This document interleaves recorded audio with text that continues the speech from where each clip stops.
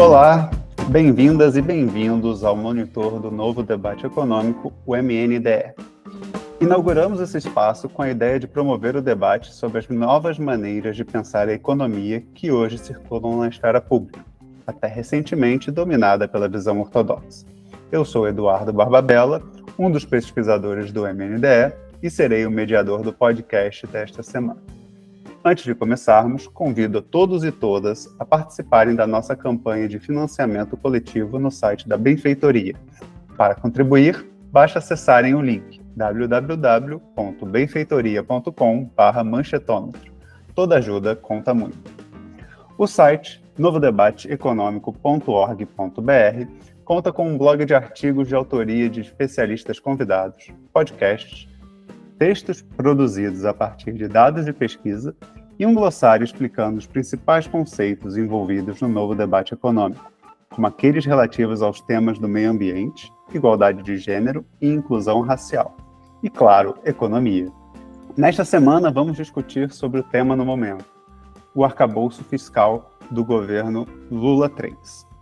Para isso, convidamos Caio Pimentel, professor adjunto do Instituto de Pesquisa e Planejamento Urbano Regional, o IPUR da UFRJ, pesquisador do Grupo de Economia Política e do Grupo de Economia do Setor Público, ambos do Instituto de Economia da UFRJ. Seja bem-vindo, Caio. Muito obrigado, Eduardo e Luciano, pelo convite. Prazer estar aqui, né? E vamos aí discutir esse novo arcabouço. E para me auxiliar neste programa, conto mais uma vez com o apoio de Luciano Lencar, pesquisador do MNDE, doutor em Economia pela UFRJ e professor na mesma universidade. Seja bem-vindo, Luciano. Obrigado, bom dia, Caio, Dudu. Vamos ao debate. Bem, vamos começar. Caio, nas últimas semanas, o governo tem apresentado essa proposta de arcabouço fiscal, que ontem, dia 18 de abril de 2023, ele foi apresentado à LDO e hoje, dia 19, o governo também apresentou as justificativas. E esse arcabouço ele tem como objetivo substituir o teto de gastos, né, do governo Temer. Caio, vamos começar então com o que já não existe mais para a gente poder chegar no arcabouço. Como é que funcionava o teto de gastos e como o arcabouço fiscal que está sendo proposto é diferente do arranjo que nós tínhamos com esse teto de gastos? Opa, vamos lá, Eduardo. Vou me manter, digamos, aos aspectos centrais, obviamente, né? Senão a gente se perde aí em detalhes. E o teto de gastos ele funcionava estabelecendo, né, um crescimento real zero para as despesas primárias da União, né? Aí você tinha limites individualizados para o Executivo, para o Legislativo, para o Ministério Público, né, para o Judiciário e para a Defensoria Pública, né? Havia poucas exceções, como transferências constitucionais, né, como o Fundeb, mas, como eu disse, né, vamos manter, digamos, o argumento central. O teto de gastos, ele fixava a despesa em termos reais, então o governo não poderia aumentar. Qualquer que fosse o crescimento da arrecadação, né, ou do PIB, a despesa primária ficaria estável, né, parada em termos reais. Ou seja, né, a tentativa de ajuste fiscal promovida pelo teto de gastos, ela se dava somente do lado da despesa. Só que aí a gente tem um agravante, né? A junção da emenda constitucional 95, né, que é o teto de gasto, com a LRF, a Lei de Responsabilidade Fiscal, criava uma situação em que valia sempre a regra mais austera. E explico por quê. Quando você tinha só a LRF, o gasto, quando a arrecadação viesse acima do projetado, o gasto poderia crescer mais. O teto corta essa possibilidade. Só que a LRF, ela falava, né, que quando você tinha, né, uma arrecadação abaixo do previsto, você tinha que cortar gastos. Na real, era contingenciar para ver se a arrecadação recuperava. E o teto de gastos mantém, né, essa possibilidade de corte. Então, você estabelece um teto para a despesa não crescer, né, ela estava fixada em termos reais no máximo, só que ela não tinha um piso, né? Quer dizer, existia um piso que é dado pelas despesas obrigatórias que o governo não pode se recusar a pagar, certo? E não é à toa que, pós-teto de gastos, a gente teve, né, a reforma da Previdência, que justamente, né, queria fazer com que o crescimento dos gastos previdenciários fosse menor do que você tinha como tendência verificada nos últimos anos. Então, perceba, Ele tira a possibilidade de gastar mais, só que não tira de gastar menos, né?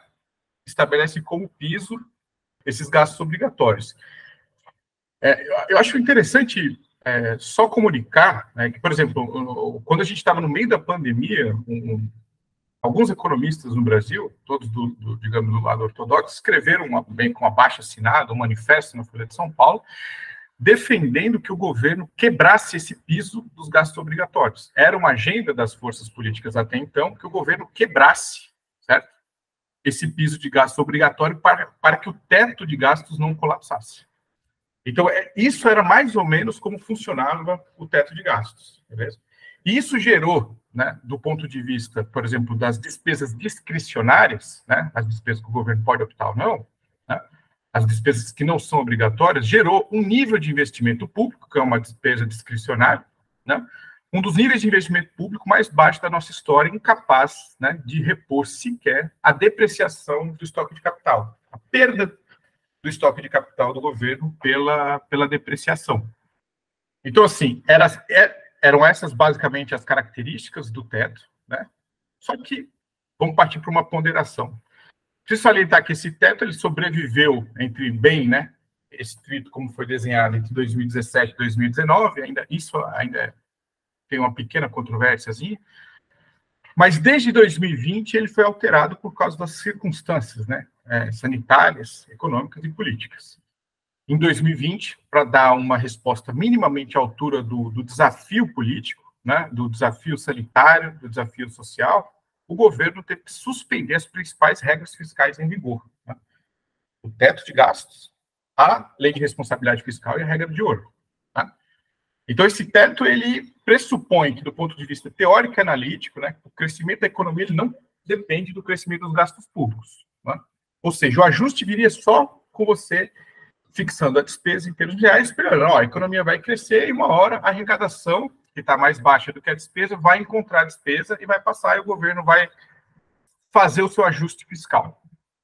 Perceba, o novo arcabouço, né, agora vamos entrar no novo arcabouço, ele também pressupõe, né, do ponto de vista teórico e analítico, que o crescimento da economia ele não depende do crescimento dos gastos públicos, né? Isso aí é um momento, digamos, é um assunto para uma digressão, uma outra hora aqui na nossa conversa, mas ele também pressupõe, certo? Isso. E por que ele pressupõe? Porque ele vai estabelecer uma banda para o crescimento real da despesa primária, ou seja, o crescimento não vai mais ser zero, mas vai ficar entre 0,6, que é o piso do crescimento das despesas primárias, e o teto será de 2,5%.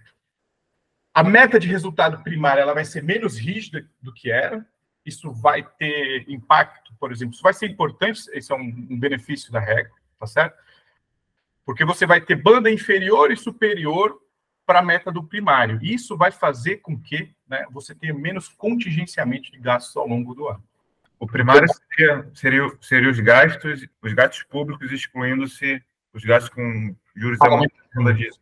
Isso, exato, Luciano. O gasto primário é tudo exceto pagamento de juros, beleza? Vamos colocar assim. Então, tudo que o governo gasta com educação, saúde, segurança, judiciário, MP, exceto o que ele gasta com pagamento de juros da dívida pública, tá certo? Então, esse gasto agora vai ter uma banda de crescimento real, né, que é o crescimento acima da inflação. E como você vai ter essa meta menos rígida, né, com uma banda superior e banda inferior, você vai ter a possibilidade de ter menos contingenciamento ao longo do ano. Para qualquer pessoa que conhece um pouco da estrutura do Estado brasileiro, sabe que esses contingenciamentos atrapalham muito a dinâmica das despesas, né, a dinâmica do próprio planejamento do Estado brasileiro. Né? Você imagina você começar uma obra, aí o governo errou lá a previsão, que é óbvio que vai errar, né? Ninguém vai acertar isso o tempo todo, tá certo? E você tem que parar uma obra porque, né, a arrecadação veio um pouco abaixo do previsto. Isso não é razoável de nenhum ponto de vista e, felizmente, né, esse novo arcabouço conseguiu tocar nesse ponto. Os parâmetros principais da regra, né, eles serão atualizados a cada 4 anos. Tanto as bandas de piso e do teto do crescimento das despesas, quanto as bandas inferior e superior da meta de resultado primário. Só que, perceba, eles serão atualizados a cada 4 anos. O governo entrou, ele vai fazer a LDO como, né, o PLDO como o governo está fazendo agora, tá certo? E só vai poder atualizar agora em 2027. Então, como eu havia dito, né, já pincelado, né, para acabar aqui a resposta a essa primeira pergunta, esse novo arcabouço fiscal do governo Lula III, ele também pressupõe, né, de alguma maneira, que o crescimento da economia independe dos gastos do governo. Por quê? Porque ele vai falar que a despesa cresce quando a receita cresce. Ele vai falar que a despesa pode crescer a 70% do que cresceu a receita, né, estabelecido o piso mínimo de 0,6% de crescimento real para a despesa. E ele acha, né, e tanto pelas perguntas e respostas que o Ministério da Fazenda eles elaboraram, né, disponibilizaram no site, quanto agora pela exposição de motivos que nós temos agora de manhã, né, no dia 19 de abril, saiu a exposição de motivos para a regra, o governo acha, né, que esse ajuste fiscal projetado pelo novo arcabouço fiscal, né, ao projetar, né, que o governo vai se ajustar do ponto de vista fiscal, ele projeta estabilidade, previsibilidade, né, e que isso vai ser suficiente para a economia brasileira voltar a crescer. O secretário de Política Econômica do Ministério da Fazenda, Guilherme Mello, né, chamou, né, fez um artigo na Carta Capital recentemente, falando que esse novo arcabouço ele significaria uma guinada no crescimento da economia brasileira, tá certo? Sabemos que ele não acha o crescimento virá das despesas do governo, tá certo? Então, ele acha que, minimamente, você projetando estabilidade e previsibilidade, né, pode acontecer coisas aí com a economia brasileira, né, que resultará em crescimento. O novo arcabouço também protege os investimentos públicos. O governo tem proposto também que ele não vai aumentar a carga tributária, hein, gente? Então, assim, a despesa vai crescer 70% do que cresceu a receita, né, estabelecido o piso e o teto, né, mas que o governo não vai aumentar a carga tributária. Então, esse piso de 0,6, né, independente do que aconteça com a economia, é o que a equipe econômica tem repetidamente dito que é a ferramenta anticíclica. Ou seja, porque antigamente, isso de fato era verdade, como eu vinha dizendo, né? Quando a economia caía, a arrecadação cai, o governo era obrigado a reduzir gastos pelas regras fiscais em vigor. Você poderia pedir para alterar a meta do ano ao Congresso, né? E uma vez que o Congresso autorizasse, você poderia mudar a tua meta e fazer uma política anticíclica, beleza? Agora o piso é de 0,6, independente do que aconteça com a receita também. E aí você tem um mecanismo adicional que é para proteger os investimentos, porque historicamente, né, o ajuste da despesa primária acontecia no investimento, que era uma despesa discricionária. E isso gerou, né, essa situação que eu falei, né, que o investimento ele não era capaz sequer de repor a depreciação do estoque de capital, e agora o governo fez uma ferramenta falando, olha, a gente sabe que vai ter despesas aqui que vão crescer mais pelas vinculações constitucionais, né? Algumas despesas vão crescer mais do que outras. Só que esse ajuste entre quem cresce mais e quem cresce menos não é para penalizar os investimentos, né? Essa é a ideia. Então, é assim que funcionava o teto e é assim que funciona o novo arcabouço fiscal. Perfeito. E, Caio, aproveitando esse último ponto que você trouxe, né, sobre crescimento, a gente tem visto, né, na mídia brasileira, uma discussão muito grande sobre o novo arcabouço fiscal, que defende um ponto bem específico, né? A gente percebe que existe apesar deles criticarem muito o fim do teto de gastos, eles entendem que o novo arcabouço fiscal ele é um avanço, pensando, né, no que foram para eles os antigos governos do PT.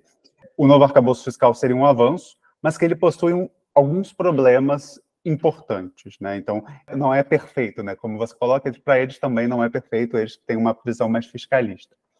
E aí, pegando um pouco a ideia que o Estadão trouxe em um editorial deles nos últimos dias, eles afirmam que um dos principais problemas do NAF é apostar num crescimento irreal de receitas, né? Pensando no que você trouxe sobre ter um piso, né, e um teto, vamos dizer, essas bandas variáveis.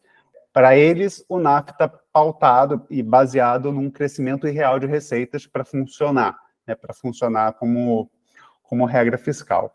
E aí, com esse crescimento irreal, isso pode acarretar, se falhar, numa recessão como a gente viveu na época do governo Dilma II.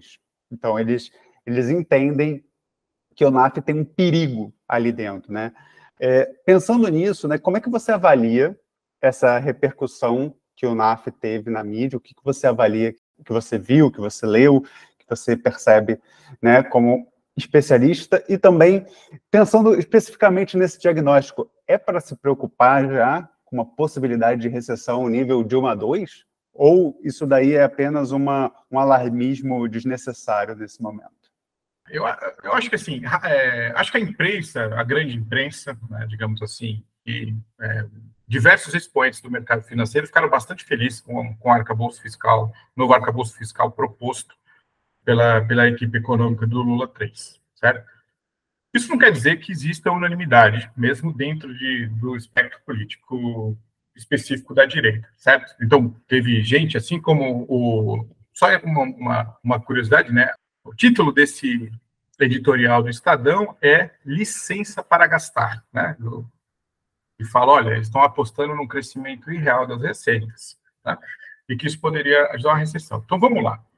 Eu discordo absolutamente do diagnóstico do Estadão e acho que ele está agoniado um pouco porque agora, finalmente, né, uma tentativa de ajuste fiscal no Brasil vai ser feito também, né, com algum estímulo para o crescimento da receita tributária. Você não vai ter, digamos, o governo está fazendo alguns expedientes para que a receita também cresça.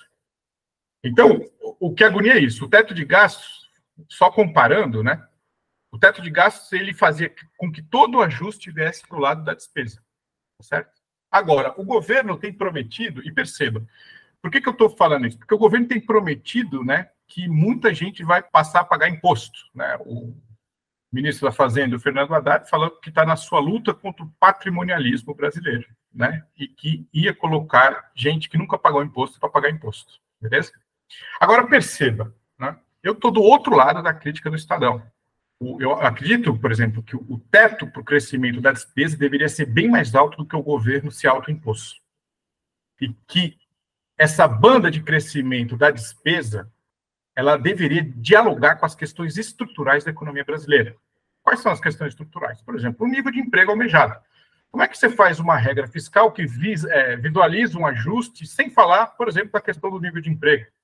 Sem falar da questão de metas de desenvolvimento, né? O Brasil está, digamos, desde os anos 80, né, sem com que o desenvolvimento econômico fizesse parte, né, sem que o desenvolvimento econômico fosse, né, a prioridade da política econômica. E o NAF não muda isso em uma linha. O NAF pressupõe que esse ajuste fiscal projetado para o futuro vai ajudar a economia brasileira por si. Então, você não tem uma regra sensível ao nível de emprego. Você tem esse piso 0,6, mas isso é pouco, né? E o teto de 2,5, com base em quê que eu falo que é pouco? Com base, por exemplo, no governo Lula, né? Ou no governo Dilma 1, no governo Lula 1 e 2, no governo FHC 1 e 2, a despesa primária cresceu acima desses 2,5. Então, para a própria experiência da economia brasileira recente, esse teto é muito baixo, tá certo? Aí perceba, parece que esse teto foi assim, 0,6, de onde vem esses números, né? Eu acho que é interessante falar. O 0,6 viria, né, da taxa de crescimento populacional. Aí se quer que o gasto por cidadão não abaixe, certo? Essa é a razão do parâmetro 0,6. E 2,5 me parece ser, né, discutindo com alguns amigos do grupo, né, de estudos do setor público, né, de economia do setor público da UFRJ, 2,5 me parece ser a média de crescimento aí da economia brasileira, média de crescimento do PIB dos últimos 30 anos.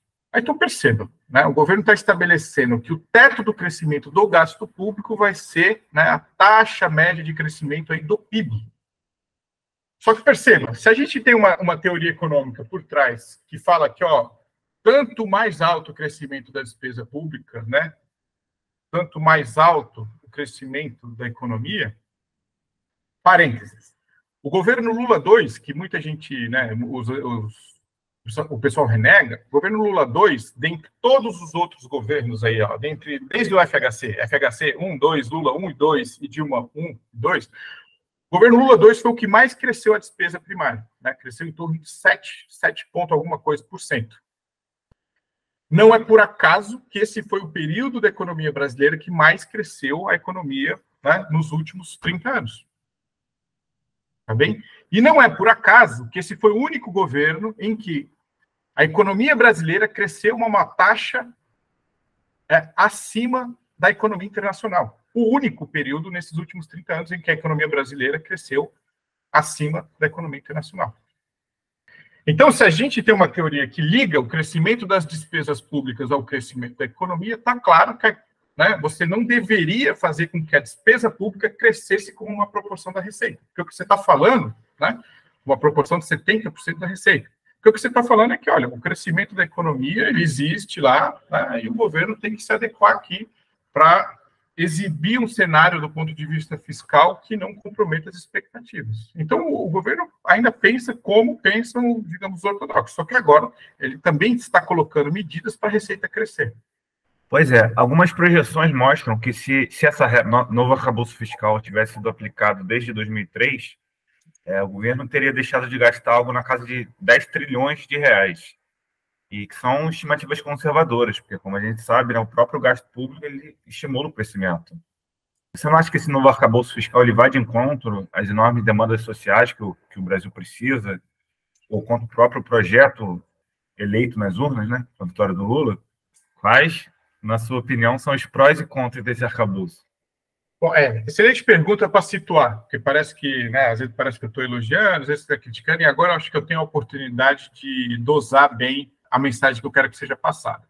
Então, vamos lá, respondendo a sua pergunta. Sim, vai na contramão das enormes demandas econômicas e sociais do país, né? E do projeto político que saiu vitorioso na última eleição. Mas, assim, tem prós e contras. Quais são os prós, né? Quais são os prós em relação à emenda constitucional 95 ao teto de gastos? Agora você tem um crescimento real da despesa, né? E uma banda de 0,6 no mínimo. Beleza? Isso é um ponto positivo. A banda do resultado primário, com, né, banda inferior e banda superior, deve diminuir também os contingenciamentos, né, feitos pelo governo ao longo do ano. Entretanto, né, e essa é a mensagem que eu quero que seja passada, né, é que para a gente ter... O que é uma posição crítica? Para a gente ter uma posição crítica em relação ao NAF, em relação ao novo arcabouço fiscal do governo, é preciso que a gente parte daquilo que poderia ser, e não daquilo que era. O ponto de partida não deve ser o teto de gastos para a gente avaliar o NAF. Desde a Constituição de 88, a primeira vez que a esquerda tem o papel e a caneta na mão para escrever as bases institucionais, né, de um futuro menos ordinário, de você colocar as condições estruturais da economia dentro da regra fiscal. Então, por que uma regra fiscal não deve, né, por exemplo, se orientar pelo nível de emprego? Por que a taxa de crescimento dos gastos, né, a potência da política fiscal, deve estar só visualizando um ajuste entre receita e despesa? Então, vamos lá. Qual é o tamanho do desafio, né? Por isso que eu acho que o NAF, digamos, ele é uma grande decepção em relação às aspirações, né, que o próprio PT, né, eu acredito, porque, por exemplo, um think tank do PT, a Fundação Perseu Abramo, divulgou os princípios de uma regra fiscal antes das eleições, né? Assinou o Guilherme Mello, assinou a Esther Dweck, assinou o Nelson Barbosa, Bruno Moretti, mais um cara que eu não lembro o nome. E falava de uma regra, né, de você ter uma regra sensível, por exemplo, ao nível de emprego. Essa regra não é sensível ao nível de emprego. Essa regra projeta um teto que, né, é muito baixo e que, basicamente, acaba supondo, como toda a ortodoxia brasileira, que o crescimento das despesas do governo ele não ajuda no crescimento. Por isso que você está fixando o crescimento da despesa como, né, uma proporção menor que 1 do crescimento da receita. Então, qual o tamanho do desafio? O próprio Luciano, que está aqui comigo, escreveu um texto preciso, né? A década entre 2011 e 2020, né? O Luciano chamou de a década mais que perdida. Porque o crescimento da renda per capita nessa década foi pior do que a década que a gente conhece como a década perdida, que é a década de 80. Até o ano de 2021, né, essa queda da renda per capita brasileira estava na casa de 7% ainda. Então, essa é a quadratura que o governo está apresentando, quadratura histórica, digamos assim, que o governo está apresentando nesse novo arcabouço fiscal. Então, é por isso que eu digo que seria um crescimento do gasto público maior, para estimular um crescimento maior, para a gente superar só o atraso em relação a essa última década. A gente está atrás da nossa renda per capita de 2012. E aí você projeta uma regra fiscal que supõe, né, que o crescimento vai vir de outras fontes, né, não do crescimento da despesa pública, que é onde o governo tem o seu maior poder. Né? Então, o governo está falando que, ó, vamos fazer uma reforma tributária e está fazendo modelos de equilíbrio geral computável para fazer promessas de crescimento econômico em relação à sua reforma tributária. O que quer dizer esse equilíbrio geral computável? Está dizendo que, digamos, o governo está se baseando numa teoria que afirma que existe, pelo sistema de preços, né, existe uma tendência endógena a uma economia capitalista gerar pleno emprego. Né? Ou seja, esse pleno emprego não precisa muito dos gastos do governo. Né? Então, o governo está se baseando na ideia que uma reforma tributária trará crescimento, na ideia que o crédito trará crescimento, né? Acordos comerciais possam trazer um nível de investimento, né, direto externo para o Brasil maior e que também traga crescimento. E, pasmem, né, ouvimos aí nas perguntas e respostas elaboradas pelo Ministério da Fazenda que eles esperam também que a volta do grau de investimento, tá, traga, né, investimentos e crescimento para a economia brasileira. Voltando a falar sobre o grau de investimento, né, porque essa foi uma das principais razões para o ajuste desastrado, né, do governo Dilma II, tá certo? Que jogou a economia brasileira na maior recessão. Perceba, na recessão mais longa e mais duradoura de sua história. Então, assim, ver, né, um arcabouço fiscal tímido como esse, para dizer o mínimo, gente, tímido para dizer o mínimo, né, é uma decepção. E aí, vamos lá. Eu acho que o governo ele não tentou muito, sei lá, agradar ou dialogar com setores mais progressistas. Né? Então, ele não dialogou com isso. Né? Por exemplo, a gente tem pela imprensa que o governo recebeu o Felipe Salto, que, se eu não me engano, ele é economista, chefe de uma corretora privada. Ministro, em alguma das viagens internacionais, falando que estava em diálogo com o pessoal do FMI. Né? Por isso que é recorrente, né, as afirmações do pessoal envolvido com a feitura, né, do arcabouço fiscal, a ideia de que eles estão seguindo, né, as melhores práticas e padrões internacionais de regra. Né? Beleza? Então, assim, o mercado gostou muito, né, e eu não vejo, né, os movimentos sociais, políticos, economistas de esquerda gostando muito desse arcabouço. Tá certo? E perceba, eu volto a frisar, né? Antes do teto de gastos, antes de 2015, o próprio governo fazia mais com a LRF. O governo está colocando uma tranca, estabelecendo um teto muito baixo. Ainda que eu tenha que reconhecer que o estabelecimento do piso, né, para não cair o gasto, não reduzir o gasto público quando a economia vai mal, seja de fato um avanço. Mas o teto de 2000, para mim, é uma coisa inexplicável. Porque, assim, se supõe, eu pelo menos supunha, né, que com tantos membros keynesianos, né, eu achei que sairia algo, digamos, um pouco mais ousado do ponto de vista do que se supõe em termos de análise econômica, em termos de teoria econômica. Uma regra fiscal que baliza o crescimento da despesa pelo crescimento da receita, né, ela nega justamente a essência, né, de uma política fiscal keynesiana. Por quê? Porque é o gasto que gera renda, é o gasto que gera produto, e sempre foi o gasto público, em qualquer política fiscal keynesiana que visa o pleno emprego, né, sempre foi essa autonomia do gasto, essa autonomia que você pode arbitrar o tamanho do gasto público necessário para atingir uma posição da economia desejada, isso sempre foi o cerne, né, o ponto fundamental de uma política fiscal keynesiana.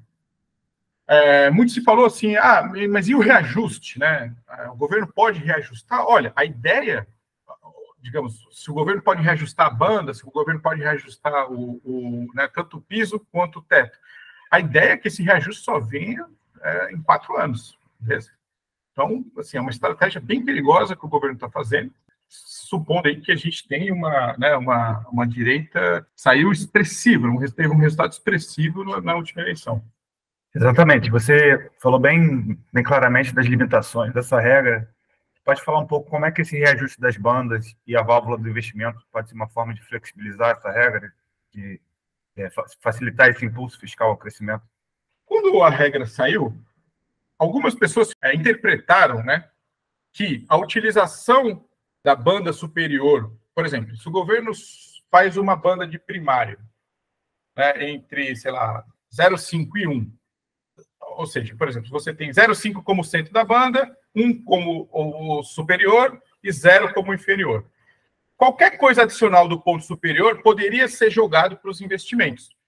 De fato, isso pode, só que essa utilização, né, também está sujeita ao teto das despesas de 2,5. Então, isso pode dar digamos, um excedente de recursos para o investimento, entre, digamos, que não mexa, né, no piso de 0,6 e que não mexa no teto de 2,5. Então, porque assim, o que se cogitou, ao contrário do que afirmou o secretário do Tesouro na apresentação no dia 30 de março, se eu não me engano, o Seron foi muito claro, a despesa não vai crescer 3 ou 4 e as que estão na regra vão crescer 2,5. Não. O teto de 2,5 é para o conjunto das despesas primárias. Então, está tudo ali no bolo. E qualquer recurso adicional que venha, né? E perceba, viu? A receita que o governo está fazendo a regra, né? Que vai balizar o crescimento das despesas, ela não é sensível a receitas extraordinárias, não. Então, são aquelas receitas do crescimento da economia, digamos, as receitas primárias estáveis. Receitas primárias sujeitas ao ciclo não vão dar recursos a mais para investimento. Né? Isso está caracterizado muito, digamos, de maneira muito precisa na regra. Beleza? Então, assim, o teto de 2,5 vale, independente das condições da economia. Tá certo? E o reajuste desses parâmetros, ele só vai vir daqui a 4 anos. Ou seja, né, o Brasil só rediscute os parâmetros, essa é a ideia original que está colocada no projeto de lei. O Brasil só rediscute esses parâmetros em 2027, uma nova legislatura. Então, assim, é muito arriscado, né? Por exemplo, estão confiando muito em investimento direto, em reforma tributária, possibilidade de crescimento, né, via crédito privado, talvez utilizando bancos públicos para expandir crédito, né? E, infelizmente, voltaram até a falar em grau de investimento trazer, porque assim, a gente, né, fez um ajuste desastrado em 2015, esperando que esse tal grau de investimento aí trouxesse um rio de investimento externo, investimento privado, e a gente sabe que não veio nada disso. E a economia brasileira entrou na sua recessão mais profunda e mais duradoura da história que a gente tem medida. Né? E eu acho até importante e interessante a gente pensar em tudo isso que você está falando, Caio. Até hoje eu vi uma notícia que o FMI projeta para 2024 o Brasil como a 8ª economia do mundo de novo. Existe essa projeção, acho que essa projeção se aproxima um pouco dessa sua análise que o arcabouço fiscal está muito associado ao que o mercado espera. Mas, para além do mercado, a gente tem a vida real das pessoas do dia a dia, que também é importante quando a gente pensa em mudança na economia. Então, para a gente tentar trazer um pouco para os nossos ouvintes, né, essa questão, o arcabouço, vamos dizer, para o dia a dia, né, vamos dizer assim, que impactos podemos esperar, né, que você entende que o arcabouço possa, do jeito que ele está proposto, tá? É importante isso, né, para quem está nos ouvindo, a gente vai considerar que o arcabouço que foi proposto e não qualquer mudança que venha acontecer no Congresso. Então, a gente está trabalhando aqui com a proposta do arcabouço. Que impactos podemos esperar sobre o crescimento econômico e sobre o emprego? E, de um modo geral, como o NAF tende a afetar a população brasileira? O NAF está falando para a sociedade brasileira, assim, baixem as expectativas. Né? Então, assim, eu acho que a gente pode esperar um baixo crescimento do produto e do emprego, talvez acima do que foi os governos Temer e Bolsonaro, mas, para mim, muito provável que seja abaixo das experiências de Lula 1 e 2 e de Dilma 1. Tá? Então, por quê? Porque a despesa crescia a taxas mais altas, e eu acho que essa é a principal forma que o governo tem né, para o estímulo do nível de produto e emprego numa economia, certo?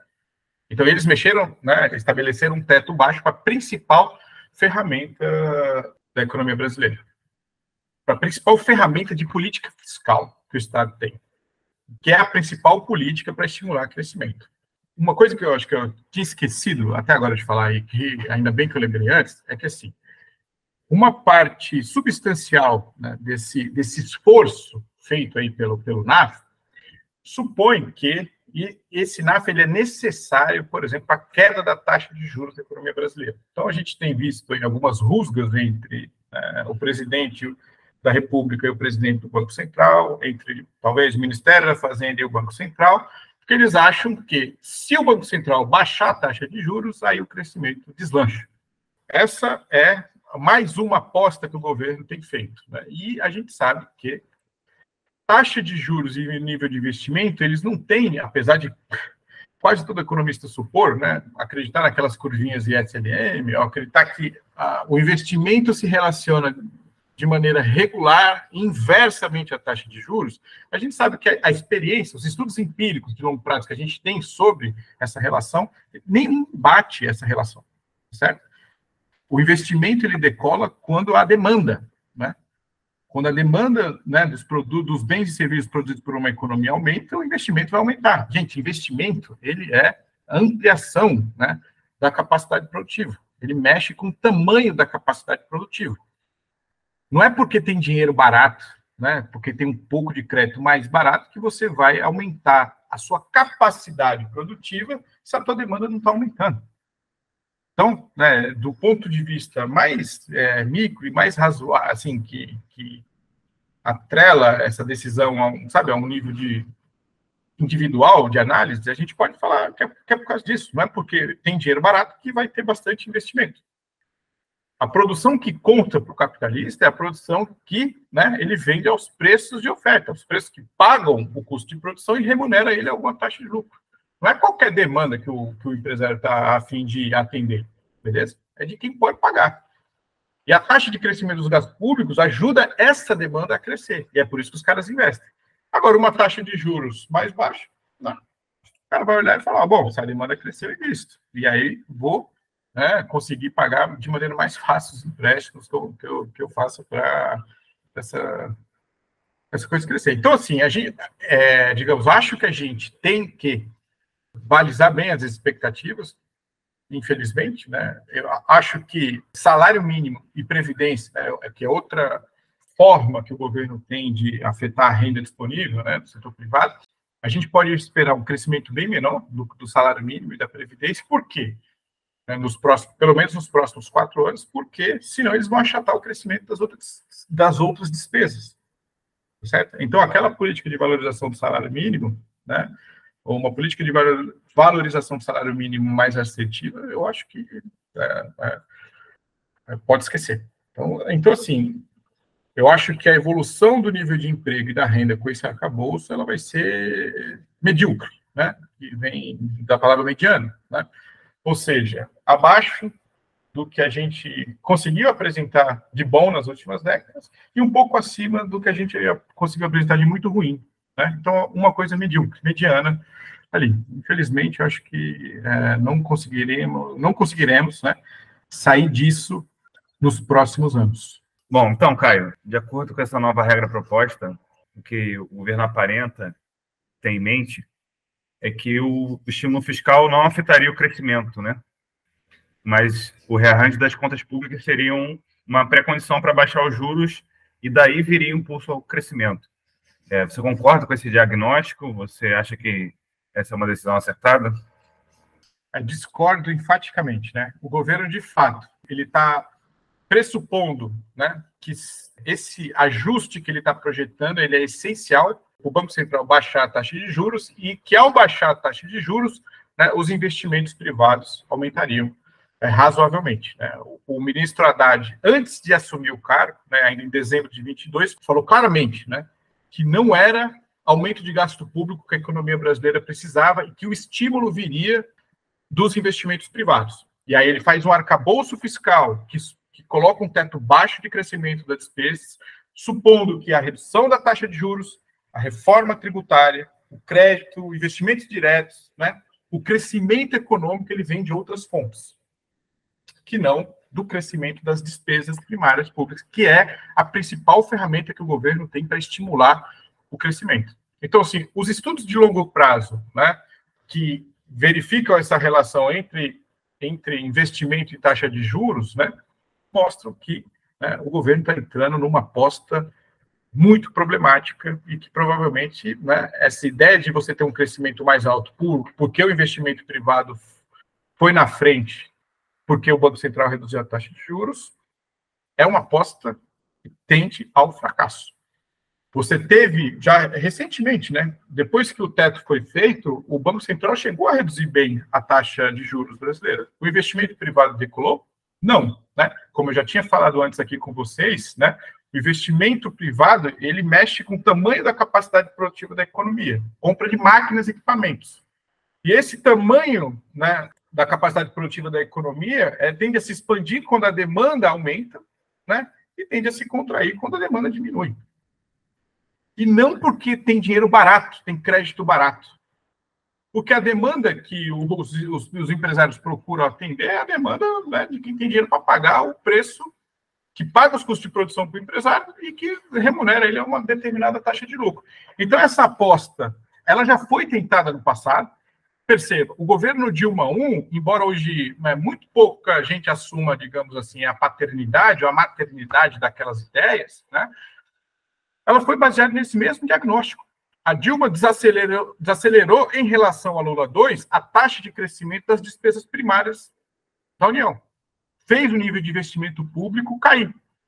E o que aconteceu com a taxa de crescimento? Ela fez a taxa de juros cair também, né? O Tombini faz a taxa de juros cair, apostando, né, que esse conjunto de ideias, que é muito próximo do que tá guiando o Lula 3, né, vai levar ao crescimento. E o que aconteceu com a taxa de crescimento do governo Dilma I em relação a Lula II?